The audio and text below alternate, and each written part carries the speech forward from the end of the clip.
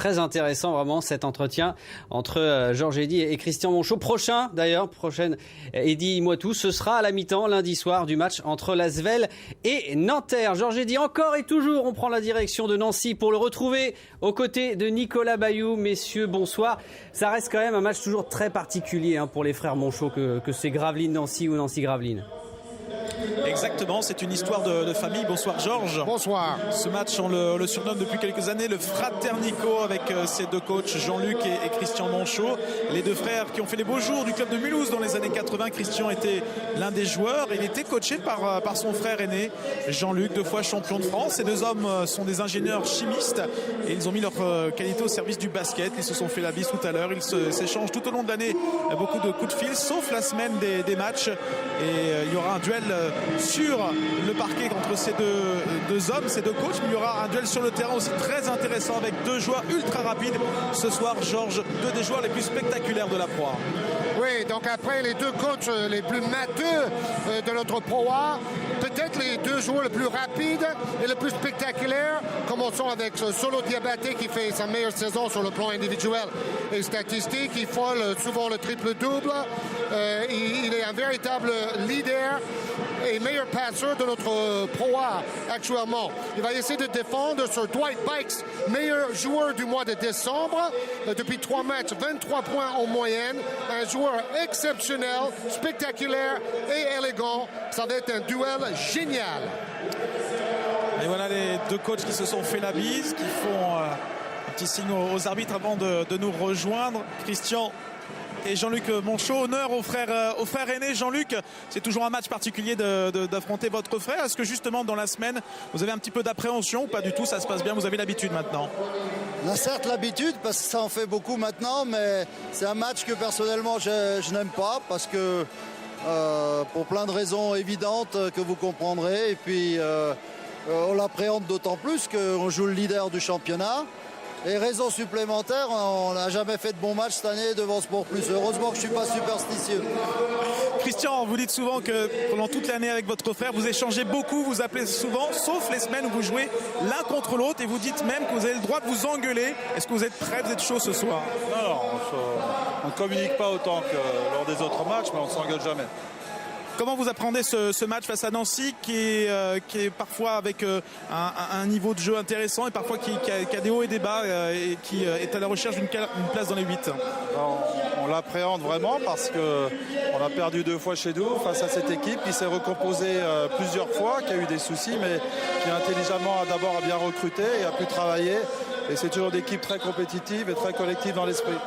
Un mot sur Dwight Bikes qui fait vraiment une saison formidable. Il est en train de prendre en main l'équipe, c'est le leader sur le terrain. C'est une partie du collectif. C'est un joueur qui n'a absolument pas un esprit personnel, selfish comme on dit. Il fait partie du groupe, il a son rôle. Merci beaucoup Christian. Georges, on voit les 2-5 de départ avant le coup d'envoi de ce match dans quelques secondes. Oui, avec l'équipe de Nancy qui est sur 5 victoires d'affilée à la maison quand même, après avoir démarré avec 1 victoire et 5 défaites cette saison Pro A. On voit Diabaté, on en a parlé, extraordinaire cette saison. Terrell Martin, son coach, a dit il doit être à droit parce qu'on a besoin de ses shoots de loin contre une grosse équipe comme Gravelines. Nicolas Pope est en poste 3. Somerville était 2e du vote du meilleur joueur de décembre. Et Claude Marquis, c'est tout simplement une renaissance. Il a des très bonnes stats depuis son arrivée à Nancy en pleine saison. En face, Bikes, Bocolo et Kennedy Winston sont les extérieurs. Winston qui vient de mettre 13 points en Euro Challenge. Akpomeda, il a des migraines. S'il commence dans le 5, c'est parce qu'il est vraiment très très courageux. Et Ludovati, on le répète, c'est le joueur le plus efficace, la meilleure évaluation de la Pro A par rapport à son temps de jeu. Un gros 5 à Gravelines Dunkerque. Les arbitres du match. Avec Joseph Bissong, David Morse et Mehdi Difala pour le trio arbitral.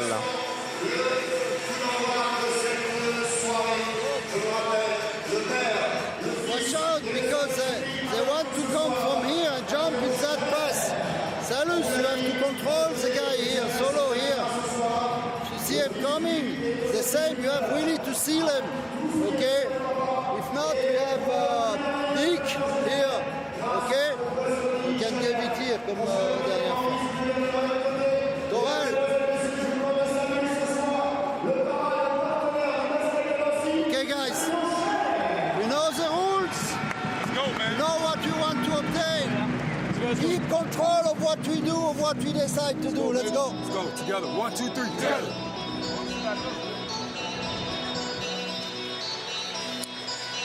L'équipe de Nancy était venue s'imposer au match aller sur le parquet du Sportica. Un match très serré, un match même houleux à la fin. Et un match remporté après prolongation par l'équipe du SLUC Nancy qu'on voit ici autour de Terrell Martin.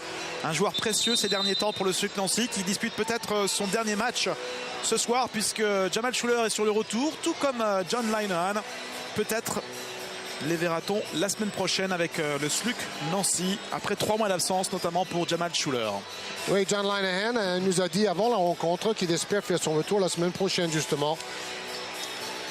Et ce soir, on note le retour des pivots Silla et Hervé Touré. Donc, les entraînements ont été plus intenses cette semaine, disait Jean-Luc Monchot, avec le retour de ces deux intérieurs de talent.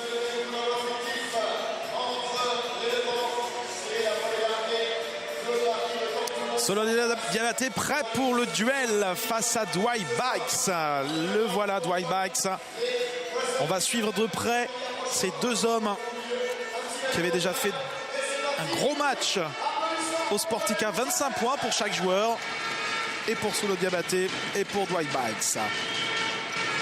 Oui, donc si on peut revivre le même genre de duel, on serait bien content. Surtout que les deux joueurs vont vite. Nancy Gravelines, c'est parti. Ici à Gentilly, le coup d'envoi dans quelques secondes. Claude Marquis face à Cyril Akpomeda, c'est parti. Première possession pour le SLUC Nancy avec Solo Diabaté tout de suite face à Dwight Bikes. Diabaté, Nicolas Pop.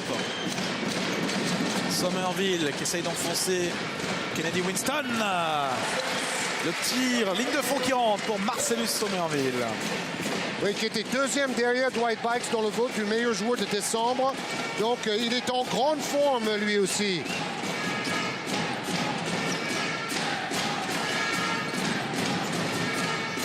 Bikes cherche au large Kennedy Winston. Le dribble dans le dos et il est face à Claude Marquis. Et il est stoppé. Ludovic Batti au poste. Rebond pour Pop. Bon, on note le remplacement dans le 5 de Gravelines. Kennedy Winston est à la place de David Noël. Et il y a encore des rumeurs comme quoi il va peut-être quitter le club vu l'arrivée de Winston. Somerville, deuxième panier, belle passe. Passe lobée de Solo Diabaté qui a vraiment pris une dimension dans tous les secteurs du jeu cette saison, Solo Diabaté. Oui, il a dit dans l'Est républicain ce matin, je me découvre des nouvelles qualités, notamment à la passe. Les moins fous sur le terrain, c'est que c'est un gros scoreur, un gros puncher pour aller vers le cercle. Bon, il sait qu'il a besoin de réduire un peu le nombre de ballons perdus. C'est le bémol dans ses stats à lui. Mais bon, meilleur passeur de la Pro A, c'est déjà pas mal.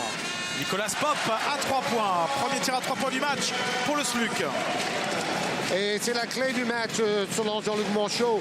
Pope et Terrell Martin doivent mettre dedans de loin.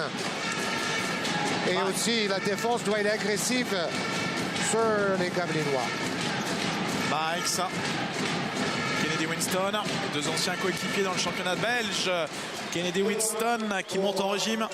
C'est son 3e match de Pro A avec le BCM. Oui, on voit sa technique, un vrai joueur de 1 contre 1. Ce n'est pas du tout un truc facile qu'il vient de réussir. Solo Diabaté. Somerville face à Yannick Bocolo. Il renverse pour Nicolas Pop. Il est contré par Cyril Akpomeda. Le ballon récupéré par Ludo Batti. Oui, Akpomeda, 4e contreur dans la Pro A. Et il joue malgré des migraines ophtalmologiques. Ludo Batti qui enfonce Marcellus Somerville. Oui, il a une tête de plus. Somerville, c'est un poste 4 de petite taille, autour de 2 mètres. Et qui a fait 7 clubs dans notre pays. Somerville face à Kennedy Winston, très court. Somerville. Oui, 2 shoots un peu précipités de Pope et Somerville.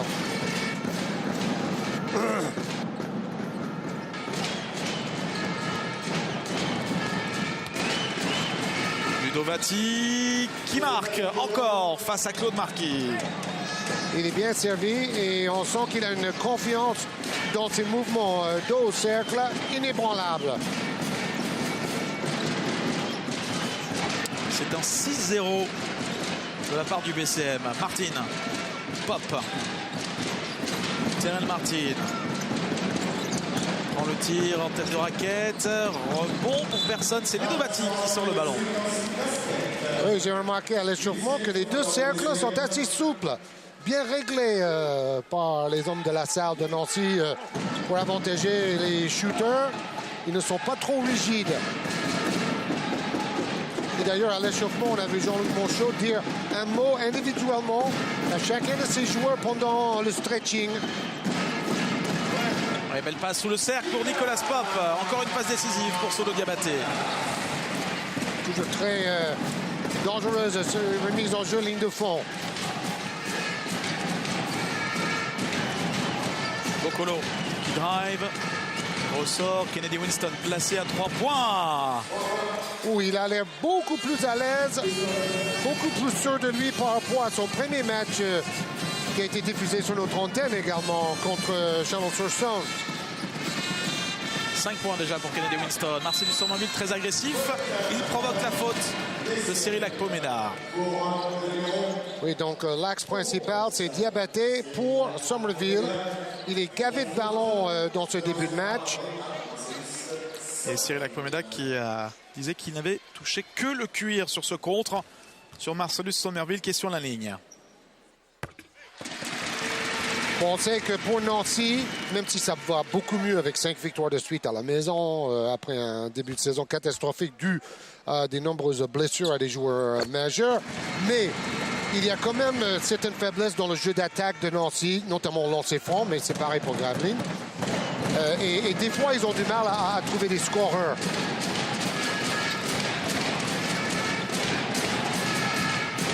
Bocolo qui trouve une solution.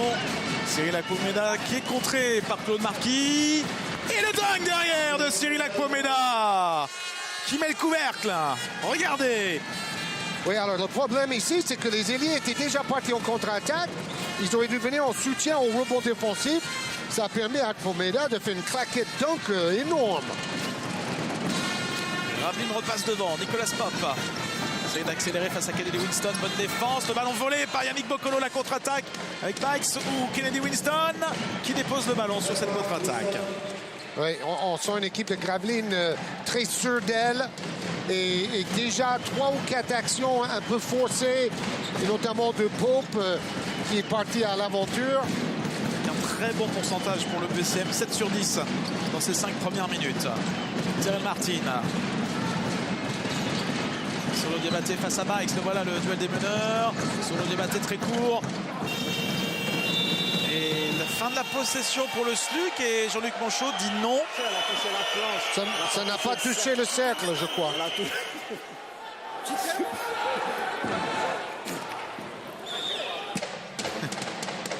Non, c'est clair sur ce ralenti de Philippe Le Tourneur. Ça touche à peine la planche d'ailleurs. Bikes. Winston à l'intérieur. Ludovati face à Claude Marquis. Tous les ballons vont à Somerville et Vati. Et c'est une bonne tactique. Et c'est souvent vu de servir en poste bas pour provoquer des fautes, pour fixer la défense adverse.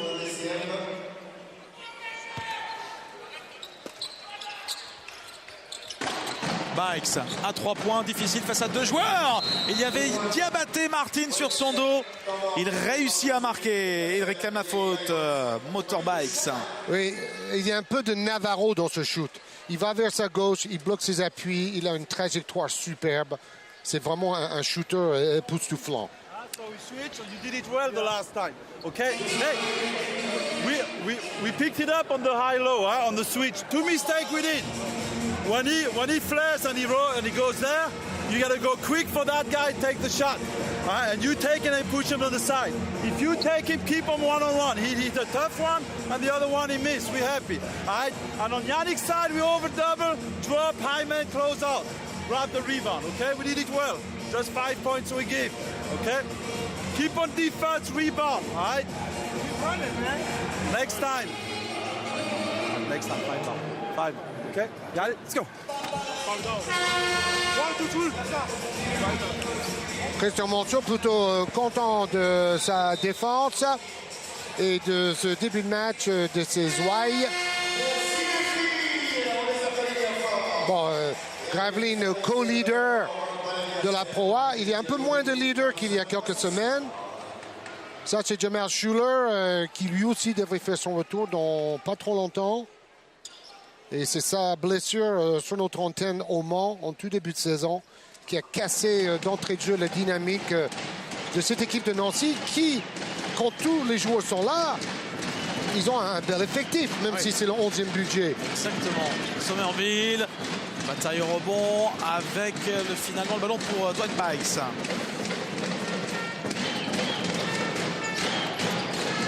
Bikes vers le cercle, l'extra passe qui est finalement intercepté par Claude Marquis. Oui, bonne défense de Claude Marquis. Terrell Martin, tir ouvert dans un fauteuil, 3 points. Oui, un tir très ouvert sur le jeu de transition avant que la défense de Graveline soit revenue en place.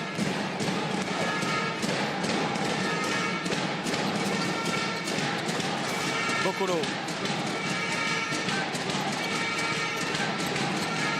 Yannick Bocolo à la limite du marché.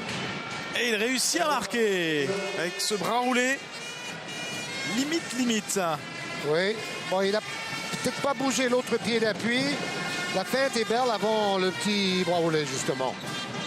Marquis, ligne de fond. La faute de Ludovic Vati. C'est un autre duel que nous aurions pu choisir pour mettre en valeur cette rencontre. Le joueur le plus efficace par rapport à son temps de jeu, Vati, et un vrai candidat pour l'équipe de France cet été face à Claude Marquis, qui encore une fois est surpuissant sous le cercle. Et il marque Claude Marquis, Georges. Son premier panier du match. Lui aussi, il a un peu changé le visage de cette équipe de Nancy dans le jeu intérieur. Tout à fait. Autour des 15 points et 9 rebonds depuis son arrivée. Beaucoup mieux qu'à Pau la saison dernière. Oh, quel shoot de Kennedy Winston. Qu'est-ce qui va vite. Oui, bon, là, on est en train de voir le joueur de Euroleague. Le Kennedy Winston qui a joué en Euroleague dans plusieurs clubs majeurs. Panathinaikos, Real Madrid, même s'il a fait un petit passage au Real Madrid. Et à Rome également. Bikes, shoot rapide là encore. Rebond de Somerville. Solo Diabaté, drive, piqué. Et qui force, Cette saison, il provoque beaucoup plus de fautes, mais pas sur ce coup-là. Premier échec au tir pour Kennedy Winston, qui était à 100% jusque-là. Vous savez qu'il n'a shooté que 34 lancers francs la saison dernière, Diabaté, ce qui est surprenant pour ce joueur de percussion. Il a presque le double déjà cette saison. Et la mauvaise passe de Diabaté pour Dwight Bikes, victime de la faute de Nicolas Pop. Ça, c'est une bonne faute tactique style Euroleague, ça. Et bon, le mauvais début de match de Diabaté pèse un peu, mais bon, il n'y a que 5 points de retard. Rien de grave pour Nancy. Sortie de Solo Diabaté, rentre en jeu de Kenny Grant, la colère de Solo Diabaté, regardez.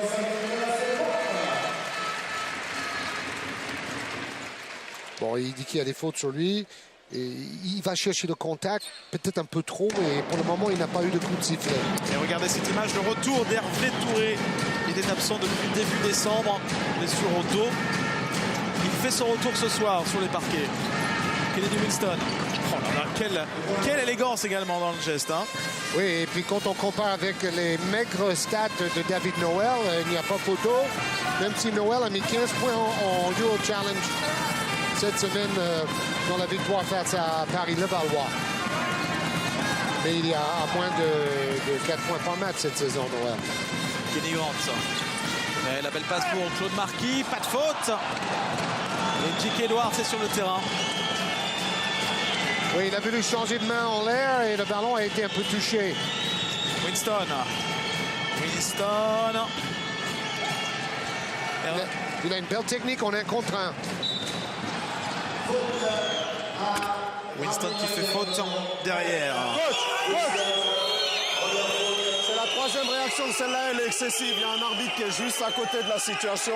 On ne peut pas tolérer les bras ouverts. On ne peut pas tolérer les bras ouverts, coach. OK? Joseph Bisson qui met de l'ordre.